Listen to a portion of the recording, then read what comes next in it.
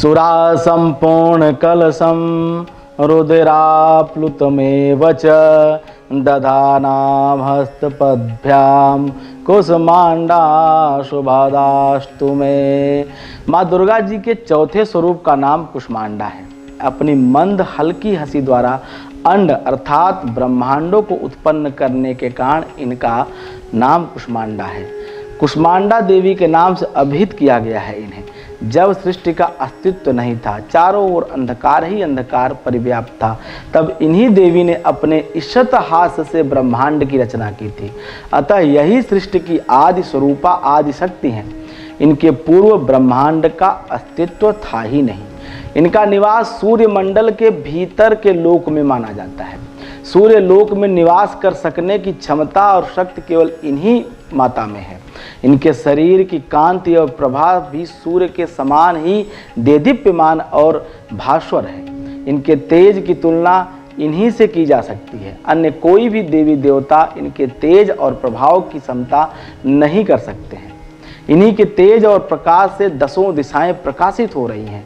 ब्रह्मांड की सभी वस्तुओं और प्राणियों में अवस्थित तेज इन्हीं की छाया मात्र है। इनकी 8 भुजाएं कही गई हैं शास्त्र में, अतः ये अष्टभुजा देवी के नाम से भी विख्यात हैं। इनके 7 हाथों में क्रमशः कमंडल, धनुष, बाण, कमल, पुष्प, अमृतपूर्ण कलश, चक्र तथा गदा है। 8वें हाथ में सभी सिद्धियों और निधियों को देने वाली जपमाला है। इनका वाहन सिंह है। संस्कृत भाषा में कुष्मांडा कुम्हड़े को कहा जाता है।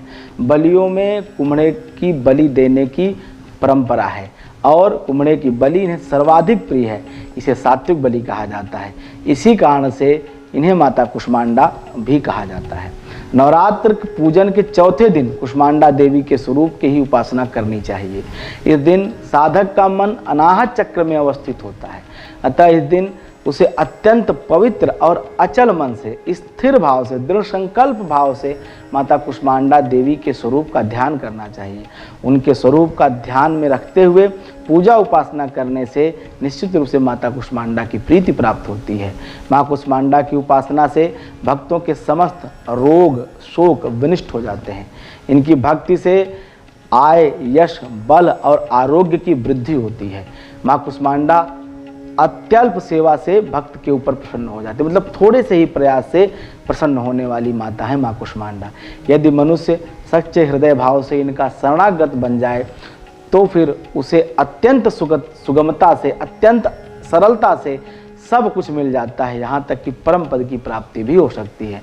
साधक को चाहिए, भक्तों को चाहिए कि शास्त्रों पुराणों में वर्णित विधि विधान के अनुसार माता दुर्गा की उपासना करें, अर्थात मन से, वाणी से, कर्म से पवित्र होकर के माता का ध्यान करें, उनके गुणों का वर्णन करें, उनके नाम का कीर्तन करें, उनके शरणागत मंत्रों का जप करें और उनका नाम अहर्निश जपता रहे और उनके भक्ति के मार्ग पे अहर्निश अग्रसर हो।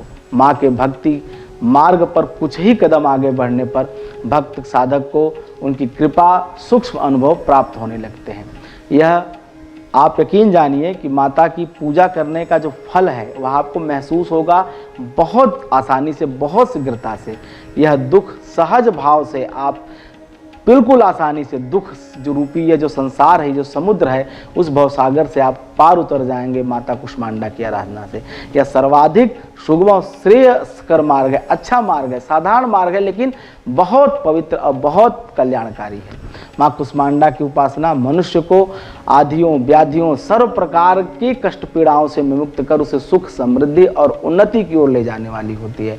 अतः आप अपनी लौकिक परलौकिक उन्नति चाहते हैं तो माता कुष्मांडा की उपासना नवरात्र के चौथे दिन जरूर करें। और जब आप बलि देने की बात आए तो सात्विक बलि दीजिए। हमेशा हमारे यहाँ सात्विक बलि की परंपरा रही है। भक्त कभी किसी को कष्ट नहीं पहुँचाता है, क्योंकि माँ सबकी एक है और सभी माँ के बच्चे हैं। तो आप माँ को प्रसन्न करने के लिए कुष्मांड की बलि दे, सफ़ेद कोहड़े की बलि दे। निश्चित रूप से माता कुष्मांडा कृपा से आपके सभी पीड़ाएँ, सभी कष्ट दूर हो जाएंगे। जय माँ विंध्यवासिनी।